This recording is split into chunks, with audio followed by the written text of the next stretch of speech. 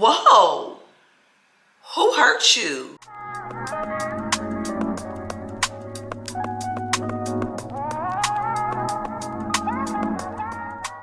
What's up, y'all? Welcome back to my channel. It's your girl Christiana, and I am back with another video. Today's video is going to be a little chit chat. Get ready with me.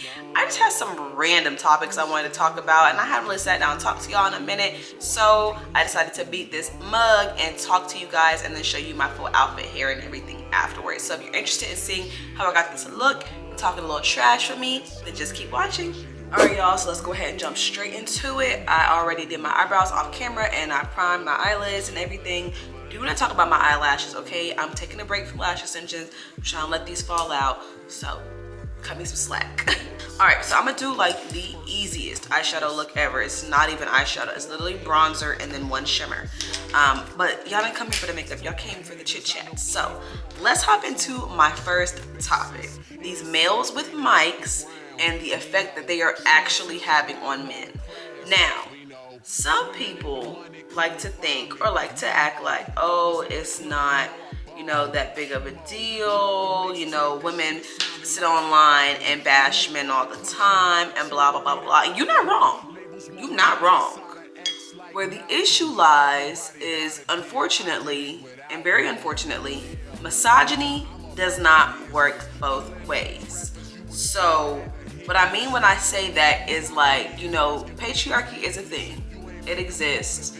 And whether you benefit from it or not, you probably feel like it's bad or not. But these podcasts, these males with mics, at this point we need a ban on mics. We need a ban on guns, we need a ban on mics, because this is insane. These men are encouraging these other men to employ manipulation tactics to obtain women, disrespect women, gaslight women, and in turn you're supposed to be getting a date out of that? Y'all supposed to be getting some hoo-ha from all that? Child, it don't make no sense that in y'all's brain y'all think y'all can disrespect women and that's gonna get you some kuka. But what I really wanted to touch on is this damn Fresh and Fit podcast. We know, we've seen this podcast, we've seen these insufferable men with crop circles in their heads on these microphones disrespecting these women. But it's the way that they treat these women guests in their studio that has prompted me to have this conversation. So if y'all haven't seen on TikTok, there was a clip that's gone viral of some young ladies that were there on the podcast, I guess, for whatever reason. I don't even understand why any self-respecting woman would even go on that podcast. Let me tell you something. You cannot, hear me clearly, you cannot have a conversation with somebody who is committed to misunderstanding you. He does not want to understand our point of view. He wants to disrespect us because it's the only time he's actually going to have a conversation with a woman that's not on a 1-800 hotline. So with that being said, the clip is pretty much like him talking crazy and the woman making like a little like comment under her breath, him telling her to shut up, what did you say, being all extra aggressive, all emotional, and like him pretty much telling her, well, if she doesn't like it, she can get the F off his podcast. And she left, but several women stayed. And this is my issue. If you watch the Fresh and Fit podcast, I'm sorry, you're trash to me. You're absolute garbage. Because these men make no sense. They constantly contradict themselves, and their sole purpose is to shit on women to make themselves and other men like them feel better about themselves. Now, women may sit on the internet and talk shit about men. I'm not going to discredit that. However, what they say is usually rooted in some kind of trauma that happens to them. So whether it be men disrespecting them, or cheating on them, or trying to manipulate them into sex, like the list goes on and on and on and on. And women are now speaking up about that and talking to other women about that and their experiences. I don't understand why y'all are so angry, why y'all are so emotional. Society has taught y'all that women are the emotional ones. But y'all, anger is an emotion as well, and y'all get unjustifiably angry about the little things. If y'all seen that clip, the way he was raising his voice and talking to that girl, like, get the out, like, whoa, who hurt you? But these podcasts are not only, you know, disrespectful, but they're dangerous. These podcasts are teaching these men how to manipulate women and gaslight women if they do not want to have sexual intercourse with them. That is disgusting behavior. Not to mention, it's grape without the G. You know, YouTube is sensitive. That is dangerous. Like, and then I was talking to a friend of mine who said that she was talking to a guy, and he said he watched Kevin Samuels. And when she asked him why, like, what does he gain from that? What does he learn from that? He immediately began to attack her and everybody in his life that hurt him. And it goes to show that what y'all really need is therapy. Y'all don't need microphones. Y'all need to lay down on a couch and talk about what you're going through, what you've been through, and unpack that and heal that before you get somebody hurt out here. Okay, so I'm just taking this little shimmer from this Jaclyn Hill and Morphe palette called Risky Business, and I'm gonna pack that all over my lid. And we're seeing it more and more. There's becoming a clear divide between women and a certain type of men. And the men are doubling down on their BS. The women are doubling down that we're not gonna tolerate that BS.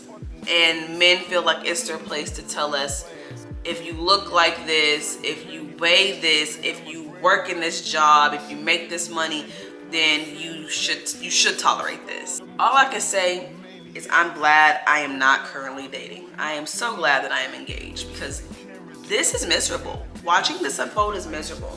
And what baffles me is y'all are hanging on to these men's every word, but they don't have a successful relationship to show for it. I don't understand. To the young lady who did leave that podcast and left alone, congratulations. I wish that more of the women would have followed you, because I really feel like women just need to stop going on these podcasts. Stop giving these men a platform to talk crazy to you, because that's all they want to do. They only want to belittle you so they can feel better about themselves and their 3 inches. That's just my 2 cents on it. I feel like women should stop going on this podcast. I feel really bad for the girl who got disrespected like that. For all the women who got disrespected like that on that podcast, I really feel like people need to stop giving these men these platforms. And if you're a man who is supporting these podcasts, seek help. Okay, while I'm waiting on my lash glue to dry down a little bit, I'm gonna go ahead and prime my face and jump into my next topic. And it's a doozy. I feel like entrepreneurship is a trend right now, and it's low-key a scam. Let me tell you what I mean by that before y'all get mad at me. Everybody cannot be an entrepreneur. Like, that's what they are selling y'all. And unfortunately, everybody's not cut out to be an entrepreneur. So I'm gonna tell y'all about the ugly side of being an entrepreneur, because all they wanna do is tell y'all how, you know, they believed in themselves and quit their 9 to 5 and their business took off and now they're millionaires. And that's great. That's a great story and it's super inspirational for anybody who needs to hear it. But there is a part of entrepreneurship, and I'm gonna include being a content creator in that they are not telling y'all about, and y'all are getting out here and starting your businesses and depressed and stressed out and wondering why y'all stuff is not taking off like everybody else's. That's because they're skipping the struggle stage. There is a struggle stage in everything. I'll go ahead and put my foundation on. I'm using NARS Light Reflecting Foundation. I'm gonna take 2 pumps of that in the shade New Caledonia, and then I'm gonna take a little drop of my Fenty Beauty tinted moisturizer in the shade 20. As a new content creator, and I am technically new because there are people who have been on this platform for 5-6 years, and those are typically the ones that you see doing very well, buying lots and lots of designer, you know, taking really expensive trips, buying really nice cars, but people be expecting that from the get-go.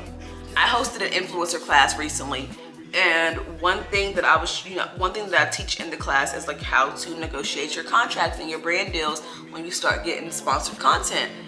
And it really dawned on me that a lot of people are lost on the fact that you have to build the audience before you're gonna start seeing money from social media. Because let's be clear, it's transactional, right? They're paying you because they see potential benefits to promoting their product on your platform. They're paying for your reach. They're paying for the community that you've curated online.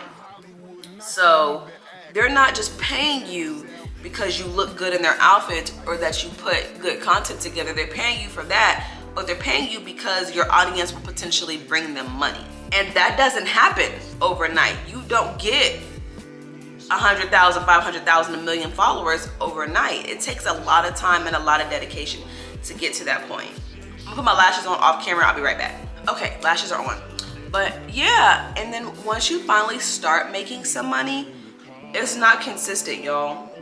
Like, take it from me, it's not consistent. Like, and nobody is talking about this. I don't know why there's like a secret society among influencers and entrepreneurs, but I'm here to tell y'all this shit is hard. It is not for the weak, baby. There are times I want to quit all the time and go back to my 9 to 5 because at least I know exactly what I'm getting paid on exactly what days. Like, you know, you get to a point where it's not even that it is consistent. You get to a point where the inconsistency doesn't bother you. Hopefully you got enough money saved and you've had enough good months to combat the bad months, and it balances each other out. You get to that point eventually.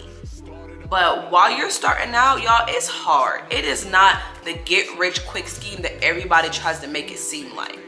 And it's really unfortunate because luxury and influencers have almost become synonymous to the point where you don't even believe that somebody is a successful influencer if they aren't dripped in luxury items. I literally had a child in a barbershop. I was at my fiance's barbershop and I was editing a YouTube video, and he was asking me what I was doing. I told him I was editing a YouTube video, and he said, "Oh my gosh, you're a YouTuber? How many followers do you have? Do you drive a Tesla?" Like, that's how infiltrated the minds of everybody is when it comes to entrepreneur culture. And that's not what it is, y'all. It's a lot of long nights. It's a lot of long days. My friend Ty the MUA, if you don't know her, then you should. But she has a natural hair care line that's doing very well. And when I tell you, baby girl don't have time to hang out very often. Like, it's a rare moment if I catch Ty with some free time to hang out with her. And no, that's not anything. That's not any shade to her, of course. Like, get your money, baby. I'm always gonna be here. But it's about the fact that, like, that's what it takes. It takes prioritizing your fun time, prioritizing your business, being able to sustain the ups and downs before you really start seeing some real income from it. And I would venture to say that if you're in it for just the income, you're probably in it for the wrong reasons, and you're not gonna last to see the income, because you're gonna spend a lot more money before you ever start making any money. And I've said this several times, and it's also something I say in my influencer class. This is not what everybody has paid it out to be. If you love it, you'll probably stay consistent long enough to start reaping financial benefits from it. But if you don't love it and you're just looking for a way to quit your 9 to 5, baby, this ain't it. And don't quit your 9 to 5 because you get your first sponsorship check and that thing is nice. You might not see a sponsorship check for 3 months. And that's real. Like, especially if you're being selective with the brands that you work with. and you're making sure that the brands you work with align with your niche and your audience are actually gonna like it, and it's product that you genuinely like, and the company is reputable. Like, if you're considering all those factors, you are probably turning down more offers than you're accepting, which thus means you're also not making as much money as you could potentially make. So that's why I said entrepreneurship is a scam, because the dream that y'all are being sold is not the reality.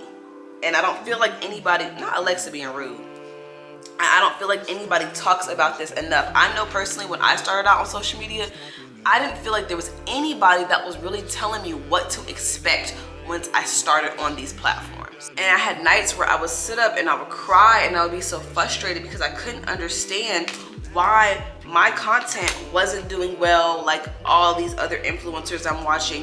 Why, you know, they seem to be able to afford these things from their social media careers, and I'm just trying to make sure I can pay rent next month. Like, it's not, let's be clear, influencers and social media content creators and entrepreneurs, business owners, they don't owe you any degree of transparency about their financials. They really don't. And even me telling you guys this, I'm not being transparent about my current financial status because that's personal. But the journey is a lot rougher and a lot slower than anybody cares to talk about, especially in this day and age. Now, I feel like back in the olden golden days of social media, where your faves didn't even really know they could make money from social media, you know, people weren't flexing. You know, it was a big deal if your favorite influencer bought their first designer bag, and a big deal when they got their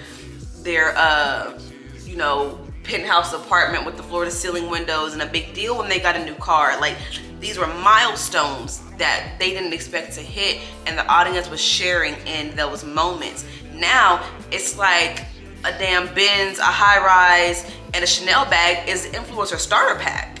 And I'm like, well, how are y'all getting here? Like, how do y'all get to that point though? Nobody's talking about that point. So I find it really interesting. And this is no shade to like any other content creators or anything like that. But I do wish that along the journey there was a degree of transparency, and that's kind of what I try to do here on my channel, is be transparent about these moments where there's highs and these moments where there are lows, because I don't think anybody really shares that anymore. And I get it, like, you're not obligated to share your lows with anybody, but I think we live in a day and age now that is so heavily influenced by influencer culture that a responsible influencer owes a certain degree of transparency to their audience. Because though you may not owe them anything, you are somewhat responsible for the way they perceive your content and those effects that can happen. You have to be realistic about the effects that can have on other people. So yeah, I say all that to say, if you're thinking about stepping into entrepreneurship, thinking about becoming a content creator, understand that this is a long road that only gets you results with consistency and time. Okay, I'm gonna set my face with my one size translucent setting powder while I jump into my last and final topic. I've been seeing the topic of are influencers dead? Is influencer culture dead? Like, is the reign of the influencer over? Blah, blah, blah, blah, blah. And I really wanted to weigh in on it because as a content creator, you know, I'm deeply invested in whether there is some truth or not to that statement. But personally, and I hope nobody takes this the wrong way, this conversation has been happening for years. Before I ever stepped on social media, before any of the current, you know, girls that are trending have ever stepped on social media, this conversation has been happening for forever. Why? Because being a social media content creator is an unconventional job. No matter how you spin it, it's an unconventional job. And it's the reason why some people don't see being an influencer as a real job, or people constantly ask the question, well, what would you do if the internet shut down tomorrow? If YouTube shut down tomorrow? If TikTok shut down tomorrow? What would you do if your job shut down tomorrow? We'd find another job like anybody else. But the conversation about influencers and influencer culture being over, in my opinion, is always constantly rooted in jealousy. And I don't mean to sound vain when I say that, because I am not one of these top influencers out here that's racking in the dough and riding in the luxury cars. Like, that's not the level I'm at yet. I can be honest about that. But I feel like that conversation is rooted in jealousy because people are constantly looking to discredit influencers because they are regular people, right? We're regular people who hop in front of a camera and show you our life. We show you our outfits, we show you our hair, we show you our makeup, we show you whatever regular things we do, and we have somehow been able to make a living from that. And I think anybody who does not enjoy the fact that they work a 9-to-5 or whatever current position they have are constantly looking to expose the fact that these influencers aren't special, that this genre doesn't have any substance to it, and that eventually it's going to fall apart. I can't think of another reason for that besides jealousy. I'm gonna keep it hot with y'all. And influencer culture isn't going anywhere. It's not going anywhere because social media marketing is a whole industry now. These companies have entire divisions of their company dedicated to social media marketing in specific. And how do they market on social media? Through influencers, through inclusion of their products with people who have platforms that have reach to reach a specific audience. That is how they market on social media. There will always be a need for a person who has a reach to an audience that you would not otherwise be able to reach, and including your product or your service or whatever through them. That is not going anywhere. Why? Because the internet is not going on anywhere. It's only getting bigger. It's only getting more diverse. It's only getting to be more of an industry. It's not going anywhere. We see that in things like DoorDash and GoPuff and Instacart. We see the way that internet access has significantly changed the way we live our lives, down to the point where you go into a restaurant and they no longer have paper menus. You're scanning a barcode to get your menu. The internet is only becoming more of an essential part of our lives. People are only spending more time on the internet. So influencers are not going anywhere. I do, however, think that the kind of influencer that is happening on social media and the kind of influencer that will continue to be successful on social media is changing. I've never used liquid blushes before, but I got these blushes from Revolution. They're called the Blush Bomb, and I've really been liking them. I'm gonna apply a little bit of this Blush Bomb in the shade Glam Orange. But yeah, I do think that the kind of influencer is changing.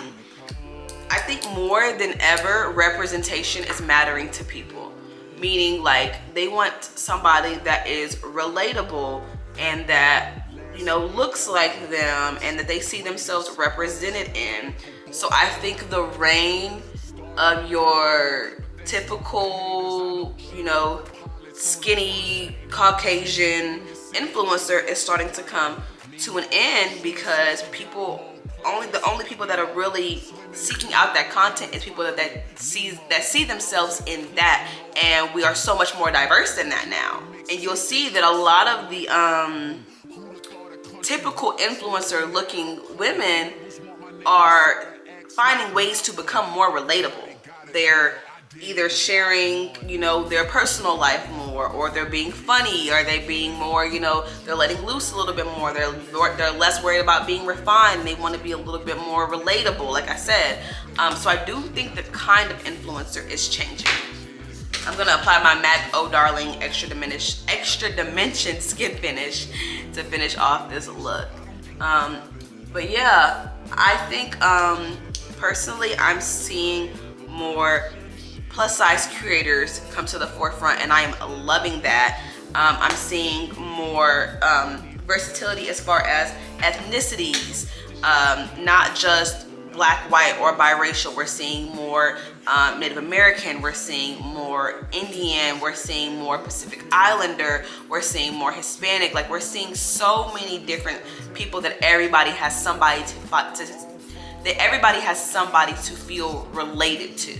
I also think that the BBL IG model era is starting to come to an end. Not BBLs in general, but the cult following of your typical Instagram girl is starting to change as well, because people are starting to look at these girls like jokes. Like, you are not real. Nothing about what you do, what you promote, who you are on the social media feels authentic. I think authenticity is really becoming the major factor on whether you are going to be a successful content creator or not. All right, I'm gonna set my face with my Charlotte Tilbury Airbrush Flawless Finishing Spray. All right, y'all, I'm gonna go wet my hair down real quick and do my lips off camera, and I will be back to close out this vlog and show y'all the completed look and my outfit for today. All right, y'all, and this is the completed look. So a little rundown on what I'm wearing. My shirt and my skirt are both from Fashion Nova. My bag is from Fit Me London, and then I just have on these little brown heels that I got from H&M like 2 years ago. I'm wearing a JVW Watch and Bangle set, and then a little bracelet that I got from Amazon. My earrings are from Fashion Nova as well. And then about my hair, because I know I'm gonna get questions about my hair is tape-ins. My hairstylist, her name is Love Kaylee Nicole. I'll put her @ on the screen. She installed them for me, and the tape, like the actual hair, is hair that she provides. So she texture matched me and matched me to her Burmese curly, and then installed these tape ins for me. And I just did them in a little side part today. So yeah, this is a completed look. I hope that you guys really enjoyed this video. I know it was all over the place. I rambled. Y'all know that. If you're here, then you already know that. Make sure that you give me a like if you enjoyed this video, and don't forget to subscribe so you don't miss my future uploads. And I will see y'all in Monday's vlog. Bye.